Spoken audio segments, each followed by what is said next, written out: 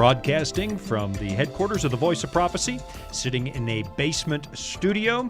My name is Sean Boonstra. Welcome to Disclosure, the flagship program from the good folks at the Voice of Prophecy. Today is Bible Question and Answer Day, and I've got a very special guest in studio to help me with that. We're going to look at questions that people have asked me over the years or have actually sent in to the Voice of Prophecy. And my guest in studio is none other than the lovely and talented Naomi Boonstra, who just happens to be, because you can tell by the last name, there's not a lot of Boonstras in America. We're probably related. We're related somehow, right? I am your daughter, yes. Yeah, 16 years old. And how is it that you're here in the middle of the day? Did somebody pull you out of school? I'm actually doing online school this year. Oh, you're doing online school. Well, that's very convenient, so you can come in and work for me during the day. Yes, I can, and I do lots. Yeah, you do work, though, don't you? You just spent Yes. a summer doing something that you find personally fulfilling and exciting. You were in the great city of Los Angeles, where we used to live. And tell me a little bit about what you do with your summers. Yeah, so I was going door to door, selling Christian materials, books, DVDs, cookbooks. We call it colportering. A lot of the world just calls it soliciting. That's a very old word, colportering. Yeah. That's probably what they called it in the 1930s and 40s. Right, well, we still use the word, but... Oh, you do? Mm-hmm. Okay, so what do you find rewarding about that? Because you actually like it. I've got to tell you Yes. that as your father, it leaves me cold. The idea of ringing a doorbell and not knowing who's on the other side of the door, I can't do it. I think I'd be throwing up in the bushes every time I rang the bell before they came to the door. But that doesn't bother you, does it? It did at first. It It did? definitely did. When I first heard of the idea, it's because my sister was doing it, and I told myself, there's no way I'm ever going to knock on someone's door. You know, I'm an introvert by nature. I don't like... Yeah, I understand that. You and me both, right? We like to hole up in a room with the door closed and have a book. Right, yeah. And then your mother worries that there's something wrong, that we're depressed. And Exactly. yeah. She's smiling through the studio window. Okay, so your sister was doing it. Yeah. And you So- wondered if you would be able to do it as the family introvert. Well, I actually just decided that I would never. And one day, Joe Martin, the director of literature evangelism at my school at the time, came up to me, handed me an application, and I just filled it out, sort of no second thought. And when I realized that I would actually be going up to doors, I was terrified. And my first few doors, you know, I'm stuttering, and I hated it. But eventually you start to realize that you genuinely just get a chance to talk to real people who may never set foot in a church about God and what you believe. And we start out with a cookbook, so I'm just talking about, you know, nutrition, a lot of the health principles that you can find in the Bible. Mm-hmm. But then a lot of people will ask you, you know, that you have a book here with the face of Jesus on it. What's that about? And you get to talk to people about what you believe, and it's really, really cool and fulfilling. Did you have any experiences that you were kind of memorable from last summer? You've done this for a couple of years in a row now, haven't you? Yeah. Yeah. So I've done it twice now. Well, just about every day something amazing would happen. You know, you actually get to watch God work, the Holy Spirit, in amazing ways that I never would have imagined. But one that really stands out to me is just this last summer, I came up to a porch where a man was smoking. And as soon as he saw me, he put down his cigarette. He's saying, "I'm so sorry for smoking in front of you. I'm a man of God. I'm so sorry. But I love your religion." And he started to talk to me about very specific things in the books that I was carrying. And I started to look around like, did someone else already talk to him? But yeah, who set the table for this discussion, right? yeah, nobody, the Holy Spirit. Yeah. And so I'm kind of freaking out. I'm like, wow, like he just knows. Like nobody came in front of me. He just knows looking at me that we're here to talk about God. And he started to talk to me about very specific prophecies in one of our books called The Great Controversy. Oh, it's a great book. Yes, it is. And he started to talk to me about very specific things found in that book. So I show him the book, and he only gives me about half the money that he actually needs to buy the book from me. And so I decide to have a little faith, and I say a quick prayer like, "God, please let someone else give me the rest of the money, because this guy You want to needs-" leave him the book. Of course, yeah. Yeah. And he's talking to me. He's crying this whole time. He's telling me how he's been in prison for 20 years and how nothing's working out right for him, that he just wants to get back into his faith and really be solid this time. So I want to give him this book because it's talking about all these things that he's Yeah, talking of course, about. yeah.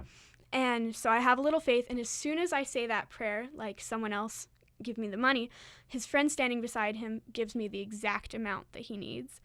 And this man's still crying, and he's saying, "Thank you so much." And of course I left to go on to the next door, but even just a few doors later, like my leader came up and I'm still shaking. I'm like, you'll never guess what happened.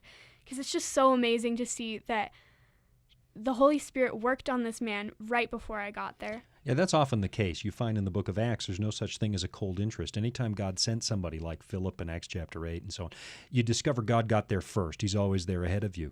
What I'm hearing you say, though, is not only did you get to spend the summer earning some money for college and that kind of thing, but you're helping people. But it sounds to me like in the act of helping people, what you've discovered is that you're probably the one who gets helped the most. It's your own faith grows. Definitely, yeah. I've found that ministry grows me more than even maybe the people who get my books. Yeah, and I've found that too. It's the thing that keeps me honest, keeps me in the faith. Not that I would abandon the faith if I wasn't active in ministry, but the place that you grow is when you go out and meet folks that don't have Christ, that do need to know more, or have issues in their life and they don't know how to resolve them. And in helping them, I've discovered many of them, in spite of the issues they're facing, are actually closer to God than I am, and I learn as much or more from the experience than they do. Right. A lot of people don't have solid answers. They've never set foot in a church where someone would explain everything to them, but they have a lot more faith even than I do a lot of the time. Now, if people are recognizing Naomi's voice, there is a reason for that, because you do appear on radio regularly, don't you? Yes, I do. I am in a children's program produced also by the Voice of Prophecy called Discovery Mountain. Tell me a little bit about Discovery Mountain, and then we'll get to our Bible questions for the day. I'm trying to avoid them because it looks like you have a whole stack of very hard questions, and the longer we talk about you, the less likely it is that I'm going to have to look dumb on radio. Well, Discovery Mountain is an audio adventure story for kids. It basically takes place in a town called Discovery Mountain where the air is clear enough that you can almost hear your own imagination. Oh, you've been on the show a long time. You're actually using all the sound bites from the promotional material. I am, yeah. Yeah, and you play? Jamie Simon. Jamie Simon. Tell me a little bit about Jamie Simon. And So in the first season, we see Jamie Simon move to Discovery Mountain, and she's a little weary. She doesn't like moving away from her hometown. Just like someone else I know. Oh, yeah. Who hates moving. Yeah, we move a lot. Yeah, we do.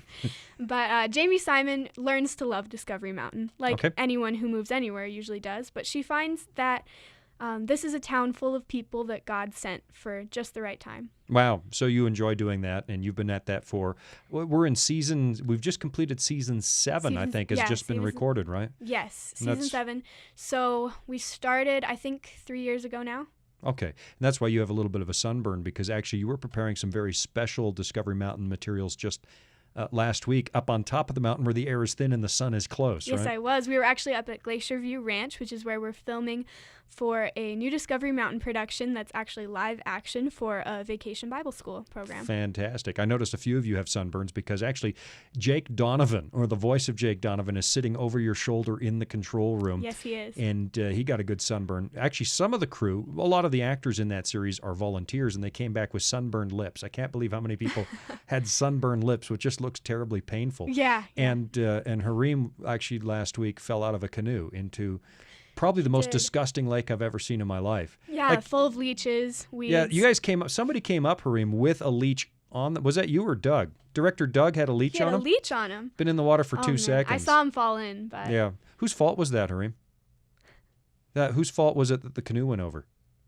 No, don't just shrug. Turn on your microphone. Come on. Whose fault was it? Whose fault was it that the canoe went into the lake? Could have been, either one of our faults, Oh, probably that is mine, though. What a duplicitous answer. I was there. I saw what went down. Probably Doug would say that too. Yeah, Doug said it was your fault. Yeah. Doug, at least you didn't have a camera. Doug's camera went into the lake. It did, yeah. Yeah. So Discovery Mountain, where can people find Discovery Mountain? Discovery Mountain, you can go to discoverymountain.com, I believe. Okay. Yeah. And meet Jamie Simon. You know what's interesting is that I've been all over the world in the last little bit, and I landed in Australia a little while ago, and the kids came running up. I went to an event. Hey, what do you play on Discovery Mountain? I said, well, I'm Chaplain Simon. And they said, oh, and walked away because I was not. They were hoping that I would be Jake Donovan. Obviously, I'm not Jamie Simon, but they were hoping I'd be one of the cool. And then they asked, where's Miss Jean? Which is your mother and my wife. Right. Where's Miss Jean? She's not here. Oh, and more of the kids walked away. It's like, okay, I get it. I'm not cool. You're not one of the cool characters. I'm not one of the cool ones. No, I'm the character that keeps getting sent to Afghanistan. I know how this works, right? If you send a character to Afghanistan every other season, you're going to write them out of the show eventually. That's what's happening there.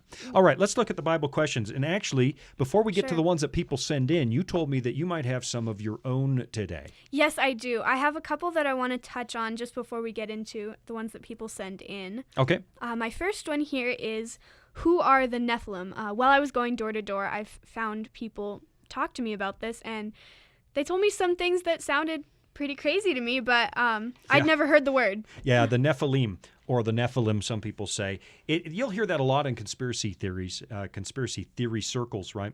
You listen to late night talk radio, you'll hear more about the Nephilim. And I'll admit it, I'm addicted to late night radio. I never sleep anyway, so I listen to all these weird shows in the middle of the night.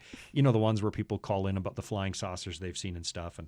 And people talk about the Nephilim as if there's some kind of alien that visited planet Earth a long time ago and maybe even started human life here. They came way back when. This is kind of in the range of Eric von Daniken. Have you ever heard his name, Eric von Daniken? I haven't, A book in the 60s called The Chariots of the Gods. And that sounds familiar. Okay, yeah. It was the idea that aliens came to planet Earth thousands and thousands of years ago, started the human race, maybe found us as monkeys, and then sort of did some genetic experiments and turned us into human beings. And other people say the Nephilim are some kind of alien-human hybrid that they didn't just mess with our genetics, but you and I are part hominid or monkey ape. We're part great ape and we're part alien. And the reason that people say this stuff is because of something found in Genesis chapter 6. Let's take a look at this. This make a good Bible study. Who are the Nephilim in the Bible? Are they aliens? And we'll take a look at the passage. It's in Genesis chapter 6. I wonder if we're going to run out of time before the break. No, we won't run out of time. Genesis chapter...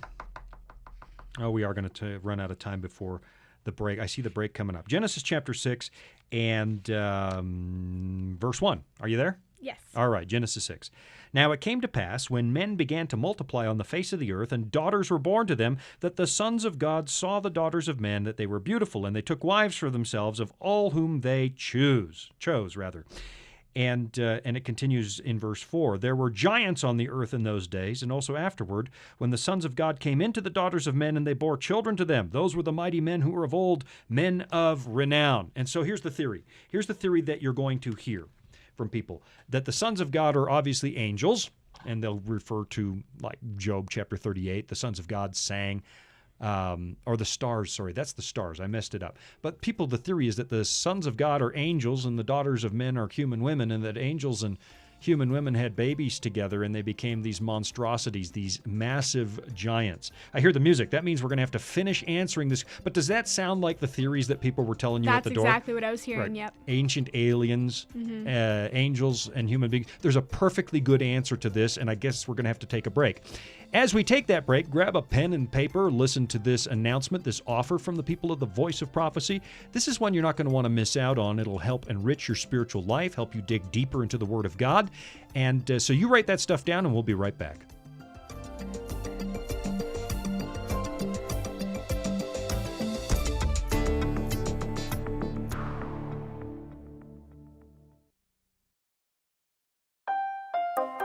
Are you searching for answers to life's toughest questions like, where is God when we suffer? Can I find real happiness? Or is there any hope for our chaotic world?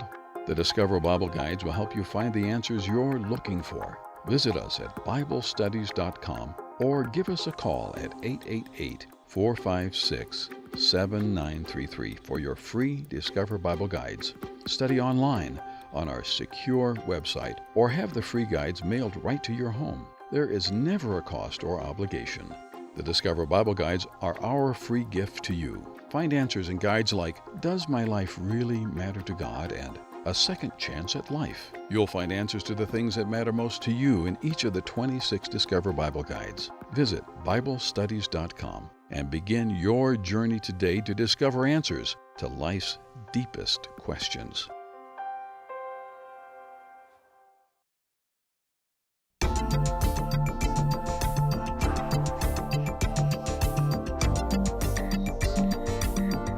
Oh, we better sit up straight because they've told me that the break is over. We are back on the air. My name is Sean Boonstra.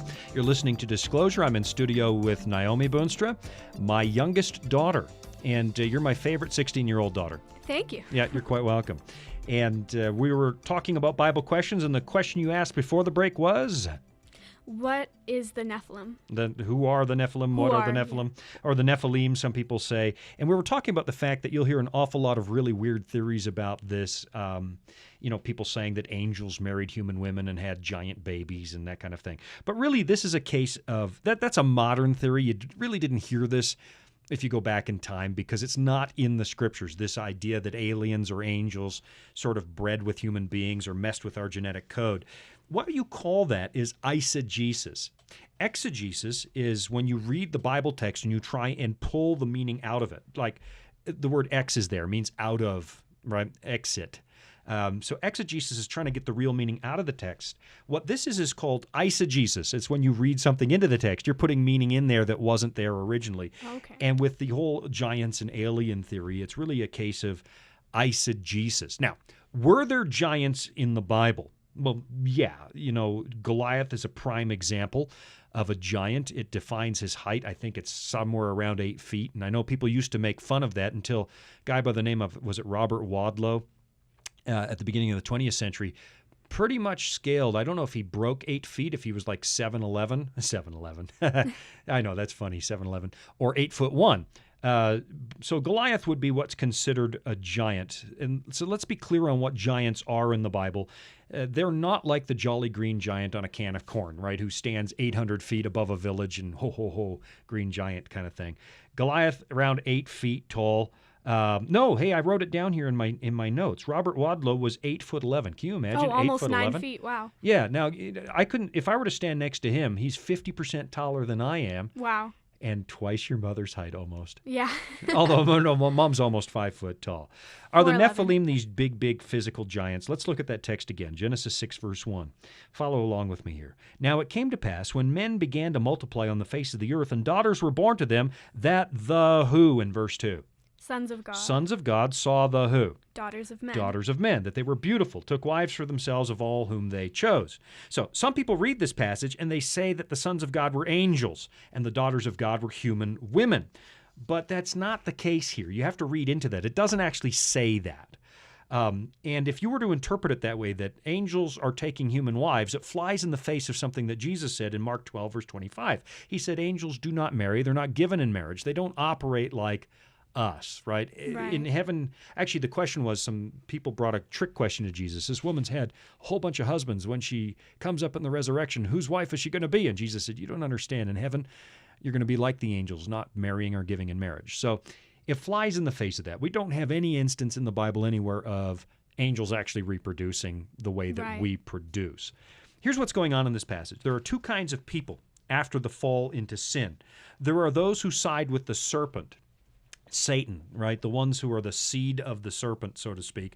And you have the other group that's waiting for Messiah to come. There's a promise in Genesis 3:15 that the seed of the woman would come to defeat the serpent, right? Crush his head. Right.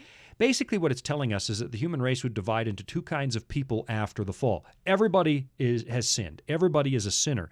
But you've got one group that loves sin, and they wallow around in it, and they just love it, and they follow it, and they're rebellious against God. There's another group that hates sin, and they're sort of sorry about the predicament we're in, and they're waiting for Messiah to come. The sons of God are those who are living by faith, waiting for Messiah to come. The daughters of men is a description of those who have adopted a strictly human program. We'll save ourselves. We'll make our own empire, and so on. It's the description. It's a sort of the difference between a lamb and a pig. I see. So rather than looking at angels versus humanity, we're just looking at righteous versus unrighteous. That's right. Repentant versus unrepentant might be even closer. It's the difference between a lamb and a pig. If you've got a lamb and a pig running around in a field and they both fall in a mud puddle, they're both dirty, right? Just like everybody has sinned. But the reaction is completely different. The pig loves the mud. He just lays in there, wallows around. Ooh, I love mud, right? And the lamb gets up and runs to the shepherd and wants to be cleaned off. Right. That's the difference, essentially. You've got human beings who love sin. They're going to wallow in it. I'll run my own program. They're essentially the ones who say to God, no, thank you, sir. I'll do things my own way. And you've got others who say, all right, I'm a sinner. I know I'm broken, but I'm leaning on Messiah. Those are the sons of God. What this is describing is a forbidden marriage. The Bible tells us not to have believers marry unbelievers. How can two walk together except they be agreed? Do not be unequally yoked. And instead of sticking with believers and starting their families with another believer, they're marrying into unbelievers, as you described it, or the unrepentant, and their offspring are described as giants. Why? Look at verse 3. The Lord said, My spirit shall not strive with man forever, for he is indeed flesh, yet his days shall be 120 years. So he's anticipating the flood. Noah would preach for another 120 years before judgment came. So we know these people were going to be very, very wicked. That's the context for this passage. It's describing people that are so wicked that God would actually do something about it. He would intervene. Then verse 4, There were giants on the earth in those days and also afterward, when the sons of God came into the daughters of men and bore children to them. These were the mighty men of who were of old, men of renown. Verse 5, Then the Lord saw that the what? Verse 5, The Lord saw that the... Did you fall asleep on me already? Wickedness of man was great in the earth. Right. So, and that every intent of the thoughts of his heart was only evil continually. What's it talking about? It's talking about wickedness. Now, the word Nephilim is based on a word that is there. It's the word for giants. In the Hebrew, it's Nephil. Nephil. So we get Nephilim or Nephilim. Nephil. The word literally means a bully or a tyrant. It has nothing to do with how tall these people were. So we're looking at symbolic giants. Yeah, they're giants. They're legends in their own mind. These people are bigger than life. They're arrogant against God. They're giants in their egos is what they are. Okay. Because the word means bully or tyrant. This is someone who pushes their weight around and is larger than life. That's the literal Hebrew word. It has nothing to do with how tall they were. So these aren't alien hybrids. Now take a look at Genesis chapter 10 with me. And you find the story of Nimrod, who's sort of the arch rebel against God in the Bible because he's the founder of the city of Babylon. Take a look at it. Genesis 10, verse 8. Go ahead and read that for me. Cush begat Nimrod. He began to be a mighty one on the earth. What did he begin to be? A mighty one on the earth. Mighty one on the earth. That's sort of the same concept that we saw with the giants. He's a mighty one. He's bigger than life. He's a bully and a tyrant. And it says in verse 9, keep going. He was a mighty hunter before the Lord. Therefore it is said, like Nimrod, the mighty hunter before the Lord. Right. And the beginning of his kingdom was? Babel, Erech. I gave you all those foreign names on purpose. Akkad, Calneh, and the land of Shinar. He's the one who founds the city of Babylon, and Babylon is the symbol of arrogance and rebellion against God. That's the symbol of human self-sufficiency. And so he's a mighty one on the earth, but it doesn't mean it in a good sense. He's mighty in his own estimate. Right? He's got a supersized ego, and you know people like this. They're legends in their own mind, and they push other people around because of it. He's a Nephil. He's a giant in his own mind. Now, there might have been taller people, not beyond the realm of possibility. Sometimes when we dig around, we discover people were much taller than we are today. But this isn't talking about human alien hybrids or angel alien hybrids. It's talking about the size of their egos. They're Nephil. They're bullies and tyrants. And that was probably a 10-minute answer for something that could have been answered in one word. I could have said, nope, they're bullies. All right. What else have you got for me? My next question is, what does God look like? I know we look at sometimes symbolic. Right. But what does God actually look like? Because we see a lot of the time the Trinity presented as Jesus is the physical one. Right. The Holy Spirit's just all around us. But what does God the Father look like? Well, here's all we can do. We can only go by the data that we have in the Scriptures because it's not safe, particularly when we're going to talk about the nature of God himself or God the Father. It's not safe to go into human speculation. We have to go with the data that's available in the Bible. So let's take a look at some of that data. Here's what we know. I think today the best answer I can give you is what we know and what we don't know, and be honest about that. Point number one. The Bible teaches no man has ever seen the Father. Here's what Jesus said. Read John 6 and verse 46 for me. These are the words of Jesus. All right, it says, not that anyone has seen the Father except he who is from God, he has seen the Father. Basically, he's saying he's the only one who's laid eyes on the Father. So here's the first challenge we've got. He's telling us nobody has actually seen the Father, looked him in the eye. So that's point number one. Jesus said, this is gray territory for you and me. We don't really know what we're talking about. Number two, if you want to know what God the Father is like, if you want the best close approximation, and we're not talking necessarily about physical appearance here, but the closest approximation we have is Jesus himself. Take a look at John 14 and verse 9 where he's talking to Philip, because Philip asked Jesus, show us the Father, show him to us. What's the answer? Verse 9. It says, Jesus said to him, have I been with you so long, and yet you have not known me, Philip. He who has seen me has seen the Father. So how can you say, 'Show us the Father'?" Right. So basically, Jesus is saying, if you've seen me, you've seen the Father. This is as close to your understanding. So what Jesus is in one way, I mean, there's a lot of things that happen when Jesus becomes a human being, when the second person of the Godhead takes on a physical incarnation. There's a lot of things that happen, but one of the things that happen is that Jesus is putting God in a package that you and I can understand with our minds, with our finite minds and our finite understanding. So if we want to know what the Father is like, Jesus sets himself up as, this is where you look. You look at me. So the first thing we know, nobody has seen the Father, the Bible teaches. Secondly, if you want to know what God the Father is like, you look at Jesus. And then thirdly, the Bible does say that it's not permissible for us in our sinful state to actually look on God's face. There's a story in Exodus where Moses wants to see God's glory. Show me your glory. And here's what happens. Look at Exodus 33 and verse 19. This is God responding to Moses when he asks if he can see him. Take a look at what it says. Read that one for me. All right, Exodus 33:19 through 20 says, "Then he said, I will make all my goodness pass before you, and I will proclaim the name of the Lord before you. I will be gracious to whom I will be gracious, and I will have compassion on whom I will have compassion.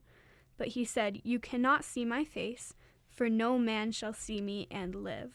Right. So there you go. This is talking about our sinful state. Ever since we fell into sin and our sin separated us from God, we can't stand in the presence of a holy God. So one of the reasons we can't just look on God the Father's face is it would kill us. His unbridled glory. When we're separated from God, it's not just a punishment. It's also for our own good and our sinful state. We'd be destroyed. Have a look at Moses at the burning bush in Exodus chapter 3. And here's what God says to Moses at the burning bush. "Moreover, he said, I am the God of your father, the God of Abraham, the God of Isaac, and the God of Jacob. And Moses hid his face, for he was" what? Afraid to look upon God. Right. See, Moses even has an intimate relationship with God, and the Bible describes that relationship as speaking face to face, but he's afraid to look because in our sinful state, we can't look upon God the Father. There's something when he had an intimate relationship or an exposure to God on the mountain, God said, "I'll hide you in the cleft of the rock. I'll just let you see some of me." And then he came down off the mountain, and his face was so brilliant and glorious that the people couldn't look at him. "Would you put a veil over your face, Moses? We can't even look on that." So there's the problem with the question, what does God the Father look like, is we have not been allowed to look for a very, very long time. And so we have to go on the data that we have. I hear the music, but there's a little more to this Bible study I think that we could pick up after the break. So what we're going to do is take a few seconds off from the program. Our question is, what does God look like? And I think behind your question is, does God the Father have a physical appearance? I think that's part of what you're asking. Yeah. So we'll come back to that in a moment. Grab a pen and paper. You do want to take advantage of another fantastic offers from the Voice of Prophecy, and we'll be right back.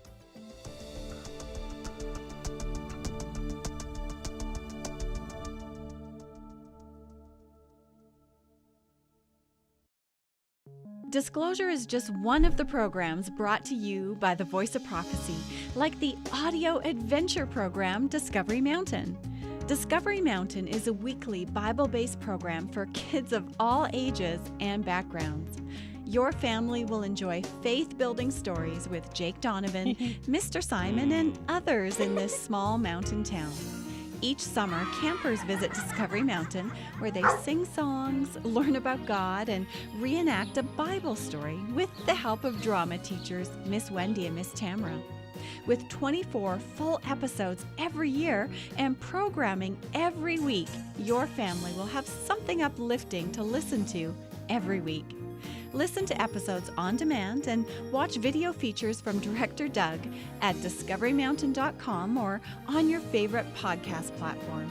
That's discoverymountain.com.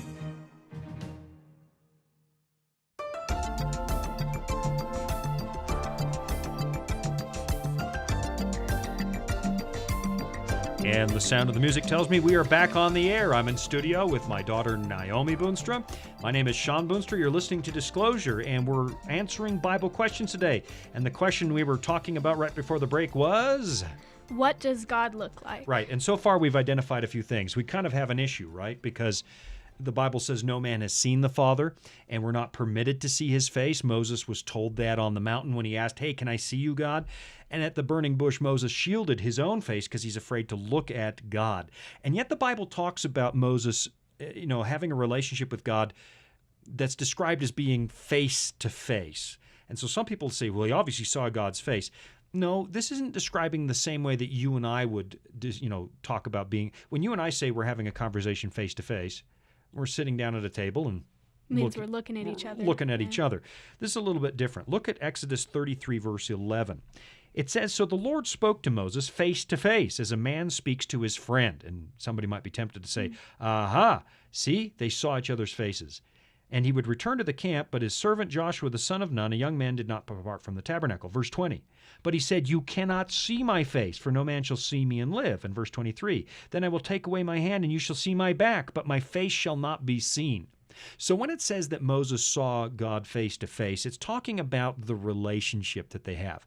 However, you will notice this. God must have had some kind of physical presence there, because Moses obviously exists in space and time. He's got 3 dimensions plus the dimension of time.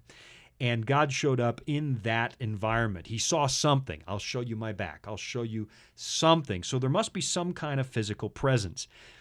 At the same time, we want to be careful that we don't try and make God too much like us, right? That we don't get so specific.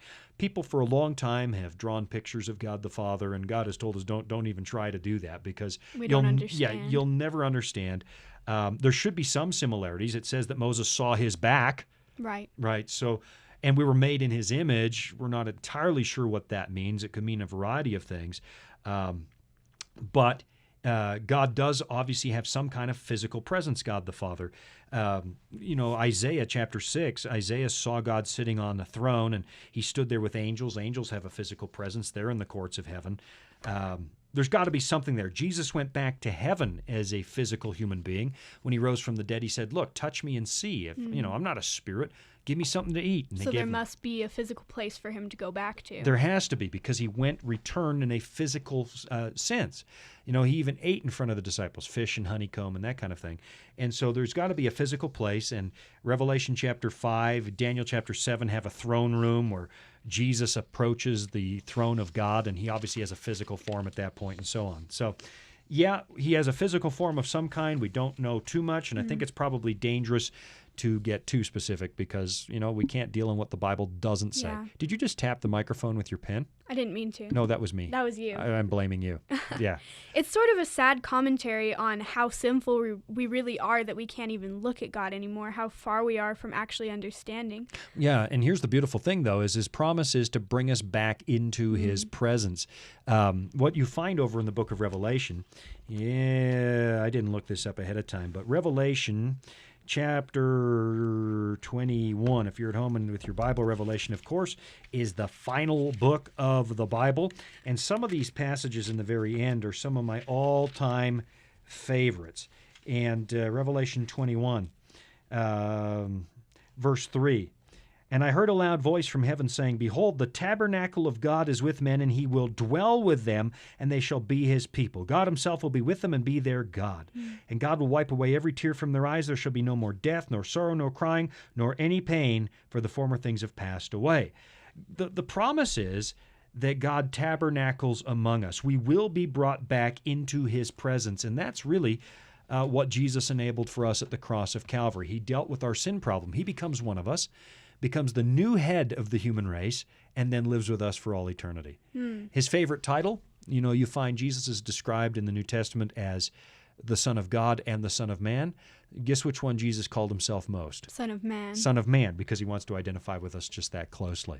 And of course, Emmanuel, God with us, so we did get a sort of godliness explained in human terms through Jesus. Right, and so Jesus is with us. He is God, and in our presence. So we do have, and if you've seen me, you've seen the Father.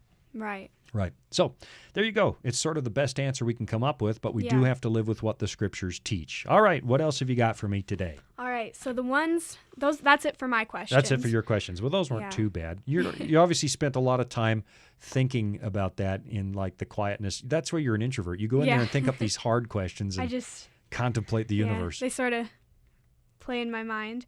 But what some other people have sent in, Okay, the first here we one go. here, is Donald Trump the anointed Oh, here we go. one? We're going to have a Oh, Donald yeah. Trump question. Political. All right, we're going to wander into dangerous territory, a political question. Go for it. Is Donald Trump the anointed one of Daniel 9? If you add 7 weeks, 49 years to 1968, when the Knesset decided to rebuild the Jewish quarter, you get 2017, the year Trump declared Jerusalem to be the capital of Israel. It also seems beyond coincidence that Israel became a nation in 1948, but that the U.S. opened its embassy in 2018, 70 years later, as in the 70-week prophecy. Yeah, that's quite a question. And, oddly enough, I've actually seen this one before. Well, it And- sounds well thought out. Yeah, it's well thought out, and this one is making the circles. I'll say this first of all. Whoever happens to be the current president always seems to show up in Bible prophecy because that generation writes that president in somehow. And that's not to say that they'll always be wrong, but I remember when Barack Obama was president, the theory started going around, he must be the Antichrist. He must be the Antichrist because Barack and Obama, when Jesus said, I saw Satan fall from the heights, I think it was Obama, and anyway, it was silly. It was just a silly thing, and now he's no longer president, and it proved he wasn't the Antichrist, and so on. Now it's Donald Trump, and we find things swinging the other way, and people saying, oh, he's the anointed one of Daniel 9, which, is he? Well, Daniel 9 is one of the most important prophecies of the whole Bible, and we could probably spend the rest of this program studying Daniel 9. Might not be a bad idea. I'm going to spend a lot of time in Daniel 9 in a series I'm doing called Reading Daniel, where we'll unpack it verse by verse. But the short answer is Donald Trump the anointed one of Daniel 9? I could answer this in one word. No. No. No, he's Okay. not the anointed one of Daniel chapter 9. Now, here's why people are asking that question now. Some people are starting to compare Donald Trump to Cyrus. Cyrus was the Persian king who liberated the Jews from Babylon. He conquered the city of Babylon, and he allowed them to go back and rebuild their city. You find mention of him in 2 Chronicles chapter 36. Let's take a look at this, because this is going to take a little Bible study, but it's useful to understand why people are making the comparison with Donald Trump and Cyrus the Persian king. Here's what it says in 2 Chronicles 36:22. Now, in the first year of Cyrus, king of Persia, the word of the Lord by the mouth of Jeremiah might be fulfilled, the Lord stirred up the spirit of Cyrus, king of Persia. So, Cyrus is not Jewish. Cyrus is probably Zoroastrian, which was a monotheistic Persian religion, and yet this is telling us in 2 Chronicles 36 that God stirred up the spirit of Cyrus. He uses this non-Jewish king to do something for him, so that he made a proclamation, it continues, throughout all his kingdom, and also put it in writing, saying, Thus says Cyrus, king of Persia, all the kingdoms of the earth the Lord God of heaven has given me. That's certainly true. He probably built the world's first genuine world empire, where he had sort of a multicultural empire and conquered the whole known world in his day. And he recognizes at this point that the Hebrew God had given that to him. And he has commanded me to build him a house at Jerusalem, which is in Judah. So he's saying, I'm going to let the Jews go home and rebuild the temple that Nebuchadnezzar destroyed. Now, here's where people are finding a parallel. It's really hard, and I don't mean this in a judgmental sense, but it's really hard to think of Donald Trump as a Christian in the born-again traditional sense. It really is. And yet he won the White House with an awful lot of Christian support. Evangelical America absolutely supported Donald Trump. And I don't want to judge Donald Trump because only the Lord really knows his heart. That's not what I'm getting at. But I'm going to suggest that he might not, well, he may be a practicing Christian. I don't want to be judgmental. But he's certainly not clear on some things. Like when he was asked, when he was running for president, have you ever asked God for forgiveness? He said, no, I just try to make things right. Well, principle number one in becoming a Christian is, admitting your sins and repenting of it. That's sort of central. All right. Now, we don't want to judge. I don't know the president's heart and mind. I really don't. But a lot of the community out there has been flabbergasted. Why are Christians holding out Trump as their best hope? Because, well, his personal moral track record hasn't been the best either necessarily. And so everybody's flummoxed. Why are the Christians supporting this guy? Let me make some suggestions, and then we'll go back to Daniel chapter 9 and unpack that a little bit. How does that sound? All right. All right, here we go. some of what happened, Christians latched on to Donald Trump, I think, because, to be honest, some of what happened under the former administration was kind of frustrating to a lot of Christians.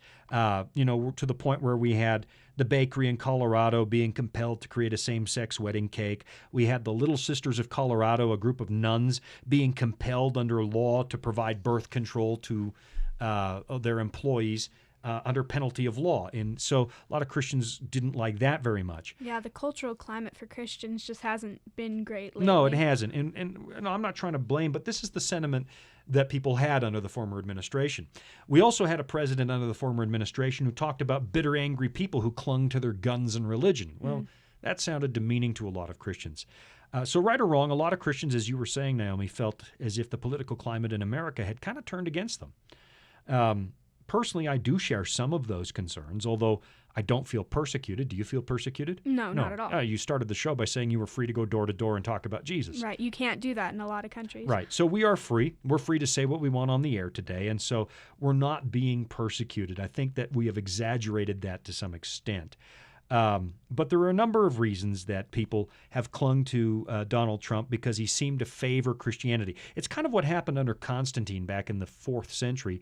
Constantine conquers Rome. Christians have been persecuted, and he kind of favors Christians, so everybody latched onto Constantine.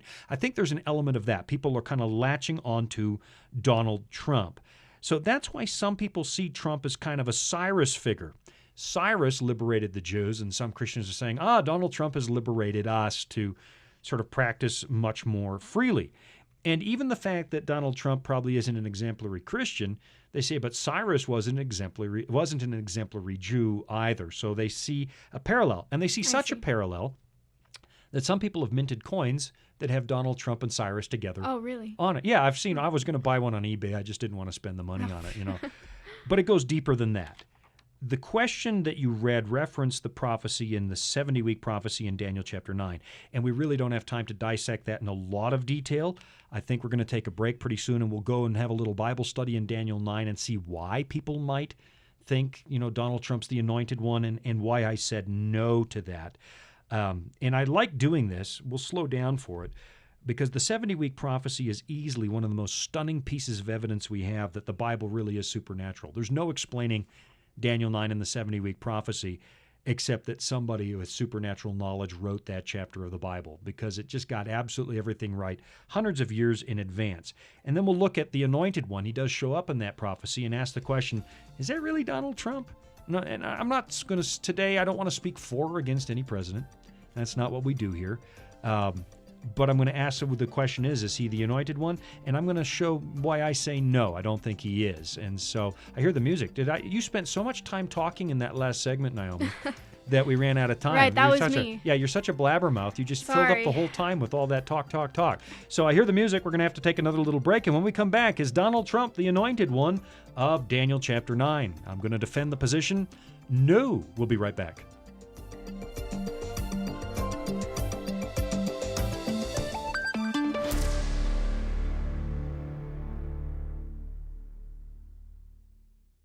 Are you searching for answers to life's toughest questions? Like, where is God when we suffer? Can I find real happiness? Or is there any hope for our chaotic world? The Discover Bible Guides will help you find the answers that you're looking for. Visit us at BibleStudies.com or give us a call at 888-456-7933 for your free Discover Bible Guides. Study online on our secure website or have the free guides mailed right to your home. There is never a cost or obligation. The Discover Bible Guides are our free gift to you. Find answers in guides like Does My Life Really Matter to God? And A Second Chance at Life. You'll find answers to the things that matter the most to you. Visit BibleStudies.com and begin your journey today to discover answers to life's deepest questions.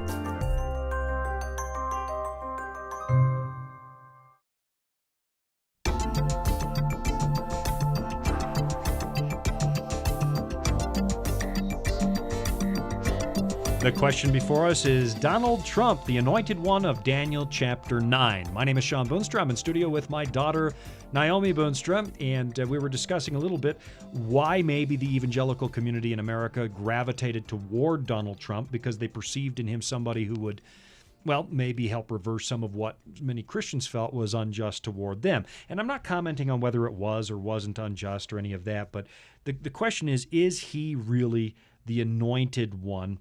Can he be compared to Cyrus? A lot of people are comparing him to Cyrus. Let's go, Naomi, to the 70-week prophecy, because it's one of the most stunning pieces of evidence we have in the Bible that there really is a God who's out there. It's one of the things that convinced me. As you know, the Israelites had to go into captivity. Yes. And their sins led them into captivity for a period of 70 years, because Jeremiah predicted that it would be 70 years long. And the reason they had to go into captivity that long is because they ignored the Sabbath for 490 years. Well, the Sabbath is 1/7 of that time. So if you take 1/7 of 490, the answer is? 70. Yeah, exactly. You actually seem surprised that you got that right. You love math so much. Right, so 70. So they go into captivity. Basically, they're keeping all of the Sabbaths that they missed for all that time, 70 years. But in Daniel 9, those 70 years of captivity are coming to a close. And what happens in that chapter, if you read the context carefully, is that God is about to liberate the Jews using Cyrus the Persian to set them free, and he's going to give them one more chance to do things right. So they sinned for 490 years, but now they're going to get a second chance. How long do you think the second chance should probably last? 490 years. And that's exactly what happened. Now look at this carefully. Daniel 9, verse 24. Go ahead and read that for me. 70 weeks are determined for your people and for your holy city. Okay, who would Daniel's people be? The Jews. Jews. And what would Daniel's holy city be? Jerusalem. Jerusalem. The angel Gabriel is telling Daniel they're going to get one more chance, another 70 weeks, which would be 490 days. And what's interesting here is that the word for weeks is Shabuah. That's the Hebrew word of the day for us. Shabuah, which is often used to describe weeks of years instead of weeks of days. This is 70 weeks of years. So 70 times 7 years, it's 490 years. All right? Daniel 9, verse 24 again says, 70 weeks are determined for your people and for your holy city, to finish the transgression, to make an end of sins, to make reconciliation for iniquity, to bring in everlasting righteousness, to seal up vision and prophecy, and to anoint the most holy. So we know there will be 70 weeks of years, or 490 more years, but then it gets even more specific. Take a look at verse 25 and read this for me. It says, know therefore and understand that from the going forth of the command to restore and build Jerusalem until Messiah the Prince, there shall be 7 weeks and 62 weeks. The street shall be built again, and the wall, even in troublesome times. Okay, tell me, who's the key character mentioned in that verse? Who is it?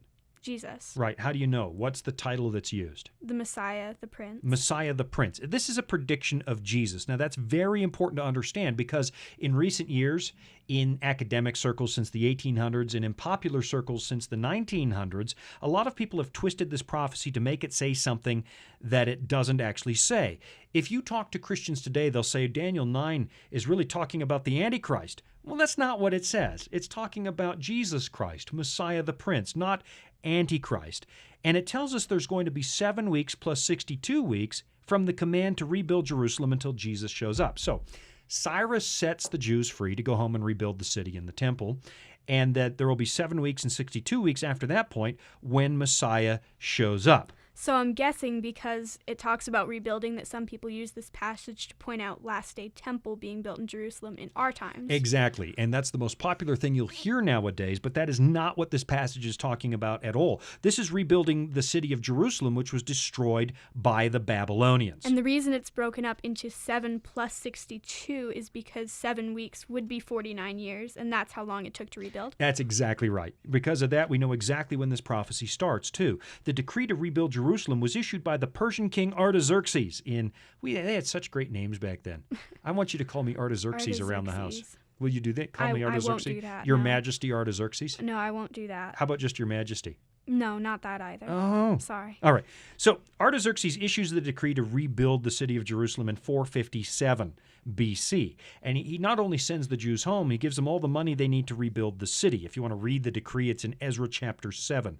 So you add 7 plus 62, which is 69 weeks, and then you get 27 A.D. And some people are going to get 26 AD because there's no year 0. That's right. But 1 BC was immediately followed by 1 AD, so you have to add 1 to the total, and that takes you to 27. That's right. That's why my math All right. seemed bad. You add 1 to the total, Okay. and so because there's no year 0, you're quite right. What is 27 AD? Well, the Bible describes that. Well, we know 27 AD was what is known as the 15th year of Tiberius Caesar. And according to Luke chapter 3, that's the very year that Jesus is baptized and sets foot in public as Messiah, the voice of God. This is my beloved Son in whom I'm well pleased. He begins his public ministry. See, a lot of people have wondered, why doesn't Jesus do very much for the first 30 years of his life? We have the story of him in the temple, but he doesn't do anything. Why does he wait until he's about 30 years old? Well, because Daniel's prophecy said it's not time for Messiah the Prince to show up yet. So he doesn't do much until 27 AD. Right on schedule, he steps out in public and begins his ministry. So this prophecy in Daniel 9 is not really about the last days, although there is a link to the last days in this prophecy. It's not really about the second coming of Christ, even though there are some apocalyptic overtones. This is talking about Jesus and his first coming. He steps out on the world stage right on schedule, and Messiah the Prince shows up from 69 weeks or 69 weeks of years after the decree to rebuild the temple. But then it gets more specific. Look at verse 26. It says, and after the 62 weeks from the completion of the building of the temple, to Messiah shall be cut off, but not for himself. When was Messiah cut off? When would Jesus have been cut off? At the cross. At the cross, exactly. And the people of the prince who is to come shall destroy the city and the sanctuary. The end of it shall be with a flood. Until the end of the war, desolations are determined. All right, remember, the whole premise of this prophecy is that Daniel's people in Daniel's city are going to get a second chance that also lasts 490 years. When you get to the Gospel of Matthew, you see Jesus in Matthew chapter 23. He's weeping over the city of Jerusalem. He's literally, Jerusalem, oh Jerusalem, how often have I not called to you? I've sent you prophets. And then he says, your house shall be left desolate. And then in the next chapter, he says, not one stone will be left upon another. And that's exactly what happened. After Jesus was crucified, cut off for us, the Romans came and sacked the temple in AD 70. And they didn't leave one stone left upon another. And the reason they didn't is that a whole bunch of people went and hid in the temple when the Romans decided they were going to pull into town and do some damage. And so they're hiding in the temple, and Josephus, the historian, tells us that one of the Roman soldiers took a lighted torch and tossed it in the temple, but it had cedar inside of it that was so old and dry it immediately caught flames. And the temple burns. And all the gold in the temple began to melt and run into the cracks between the rocks. So when the fire cooled down, what do you think the Romans did? They pulled the stones apart to get at that gold that had run into the cracks. And so what Jesus said, not one stone was left upon another, was exactly fulfilled. All right? Verse 27, then he shall confirm a covenant with many for 1 week. Okay, let's pause there. Some people get really confused at this point. The last thing Daniel described was the Romans coming to sack the temple. That happened exactly the way that it was predicted. So people assume in verse 27 that the person confirming a covenant with God's people must be an evil person, the one who sacked the temple or destroyed it, and they say it's the Antichrist. But the reason we do that is because we're reading this like a modern Western audience would read it. The prophecy is written in parallel structure. Verse 26 mentions Messiah, then it says the Romans would come to destroy the temple. Now in verse 27, it says the same thing again. It talks about Messiah, and then it talks about the destruction that the Romans would do to the temple. Here's what it says.